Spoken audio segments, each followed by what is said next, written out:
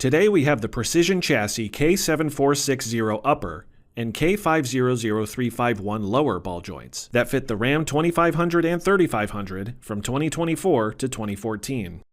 Precision Chassis ball joints are engineered to excel under all working conditions, with greasable sintered bearings for extra durability and included hardware and installation aids.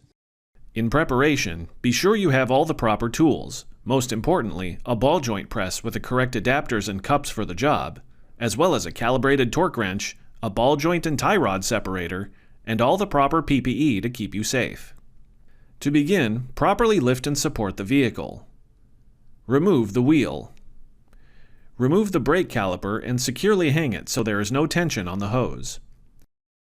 Remove the caliper bracket and brake pads. Remove the brake rotor. Remove the tie rod or drag link end from the steering knuckle arm and suspend it.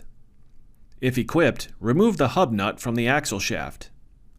Next, remove the 3 bolts holding the brake rotor splash shield, then remove the shield. Loosen the 4 bolts on the hub and bearing assembly, then remove the assembly.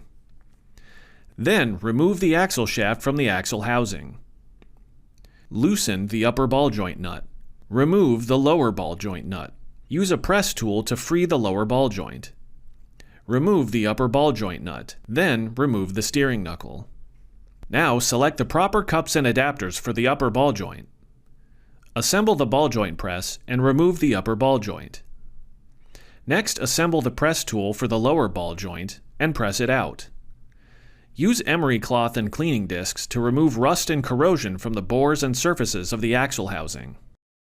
Prepare to install the lower ball joint by marking the axle housing in the intended location of the grease fitting, as shown here. Position the joint so that the grease fitting is aligned with the mark on the steering knuckle. Install the ball joint press, and rotate the pressing screw to install the joint in the knuckle. Work slowly at first to make sure the ball joint is not crooked or misaligned as it is pressed into the knuckle. Continue to press it in until it is fully seated. The lower ball joint comes with the boot staller accessory, which allows the boot to be installed with equal pressure around the outside. Once the lower ball joint is pressed into the knuckle, use the boot staller to hold the boot to the ball joint, ensuring the boot is aligned properly. Then gently strike the boot staller with a mallet until the boot is seated. Now install the upper ball joint.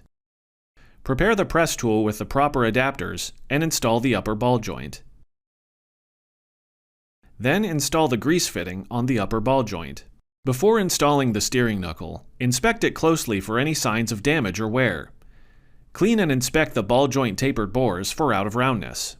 Clean the tie rod, ball joint, wheel hub, and brake caliper mounting ears, and apply a thin layer of grease on the ball joint mounting ears to allow the new ball joint boots to slide against this surface. Now install the steering knuckle onto the axle housing. Install the upper ball joint castle nut to hold the knuckle in place. Then install and torque the lower ball joint nut to the initial torque of 35 foot-pounds. Next, torque the upper ball joint castle nut to 70 foot-pounds. Then torque the lower ball joint nut to the final torque of 148 foot-pounds.